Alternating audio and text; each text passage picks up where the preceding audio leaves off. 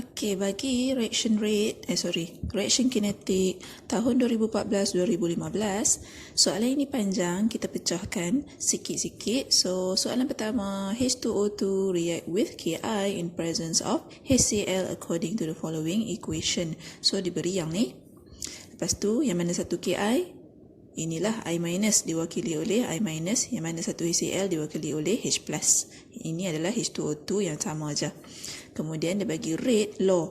So, given to you rate equation is rate equal to K dalam bracket concentration H2O2 dalam bracket concentration I minus. Okey, soalan minta state the order of reaction with respect to Ki and HCl. So, jawab dahulu. So, saya highlight soalan dekat situ.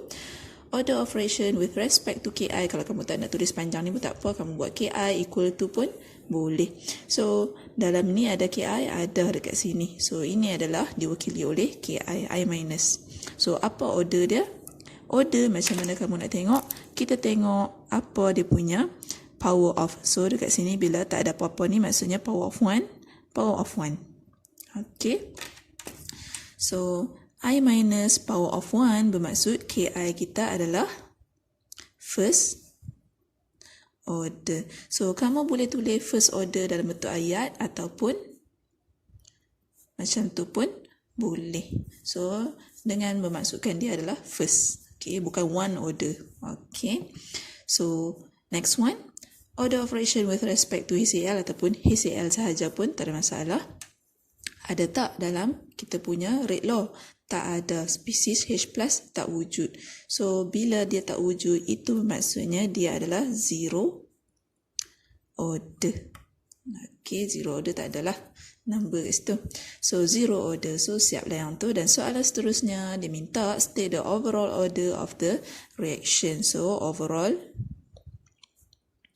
order bermaksud kita akan total up kita punya power. So, ini 1 plus dengan 1. So, dia adalah second order. Ataupun kamu nak tulis dalam bentuk ayat, second order. Okay, so itu cara nak menulis. And then, soalan sambung. Table 2 show the experimental result obtained from the above reaction. Predict the value of G, H and J and calculate the rate constant. Okay.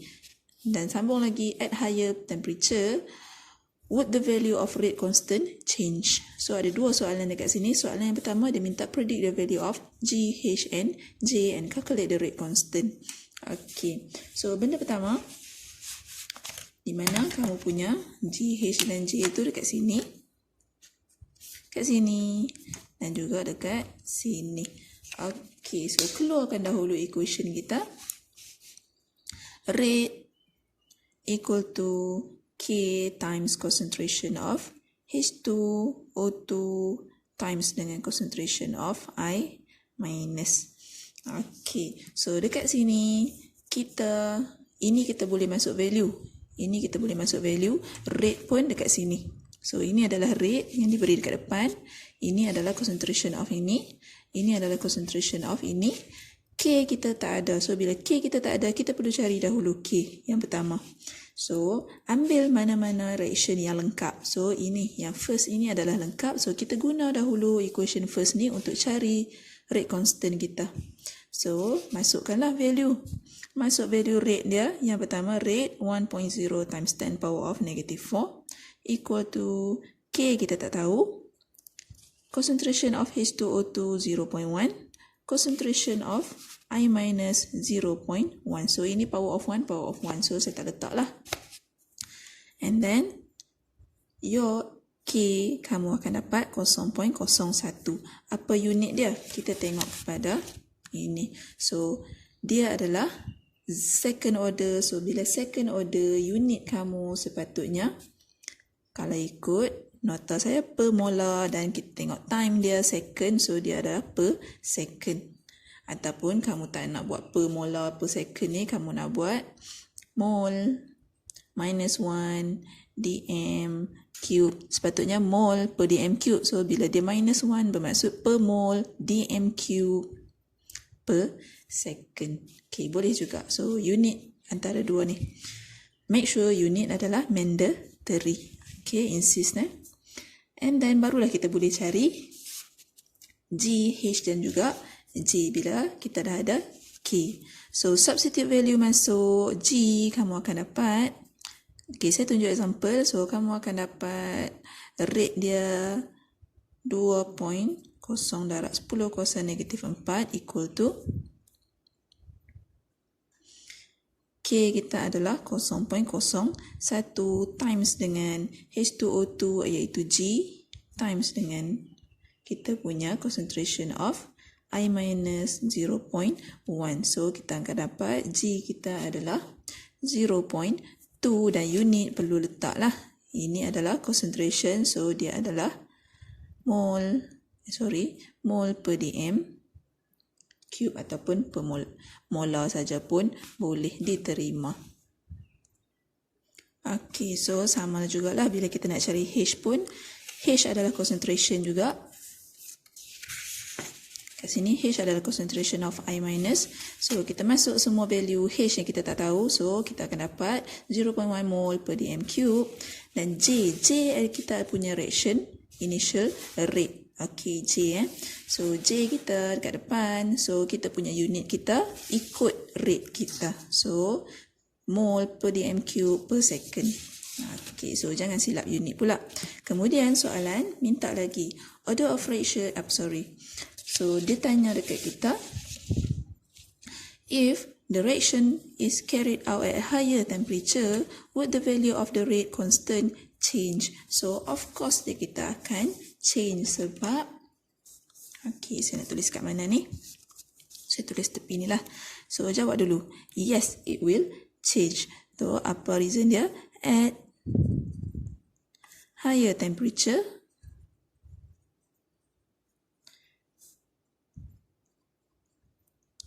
rate constant iaitu K will increase. So, bila temperature increase, rate kita pun increase disebabkan kita punya collision, effective collision kita pun increase. So, kita boleh refer Maxwell-Boltzmann distribution curve. Okay, so itu adalah part 1. Soalan B, dia sambung. So, the rate constant for the reaction given below ini, okay, adalah 0.0234 per second at 400 degrees Celsius and 0.750 per second at 500 degree Celsius. So, soalan, calculate the activation energy EA in kilojoule per mole for this reaction. And then, draw the label profile diagram for the reaction and calculate EA for the reverse reaction. Okay, so kita buat satu-satu. So, bila kamu diberi sahaja dua temperature dan dua rate constant, okay, ni dua rate constant, dua temperature, terus kita pakai Arrhenius. So, Arrhenius yang kita kata comparison tu. Okay, so labelkan lah. So, ini adalah rate constant 1, ini adalah T1, ini rate constant 2, ini T2, supaya kamu tak tersilap.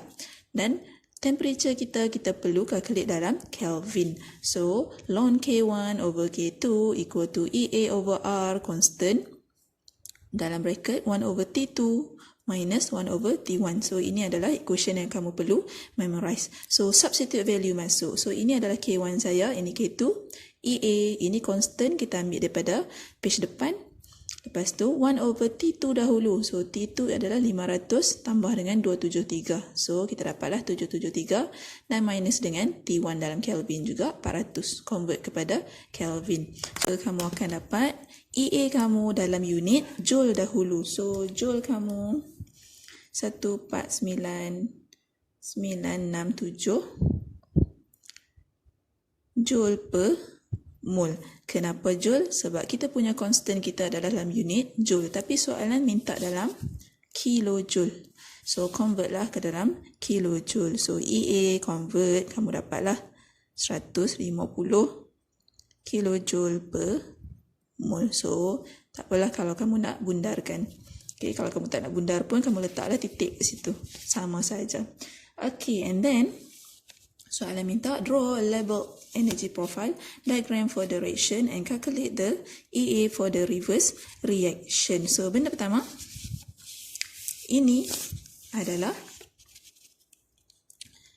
exothermic exothermic. So benda itu yang penting sekali. So bila dia exothermic, kita punya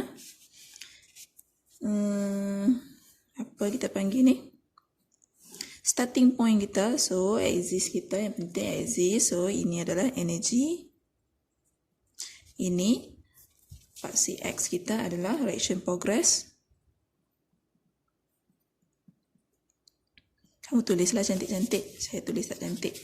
Okay, so energy, reaction progress, kemudian bila dia exothermic bermaksud dia punya produk di bawah, reaktan kita di atas. So reaktan kita lebih tinggi daripada produk. So tariklah. Okay, macam tu. Okay, ni reaction progress panjang sikit.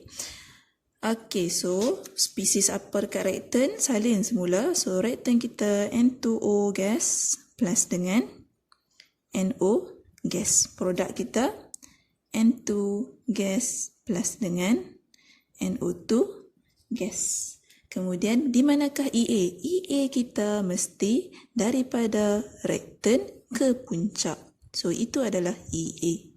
So labelkan sebagai EA, dan EA kita dah calculate tadi 150 kJ per mol. Kemudian delta H diberi. So apa itu delta H? Delta H adalah jarak antara reaktan dengan produk.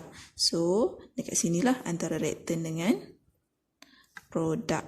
Jangan sampai ke bawah pula. So inilah produk kita kat situ. So ini adalah delta H. So equal to berapa?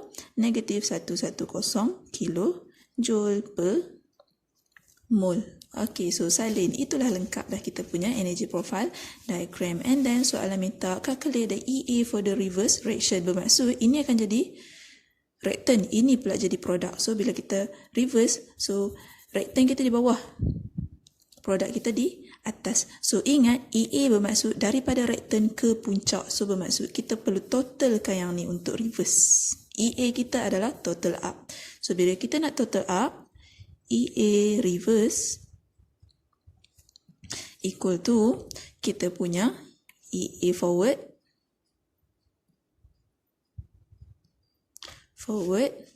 plus dengan modulus kita punya delta H forward.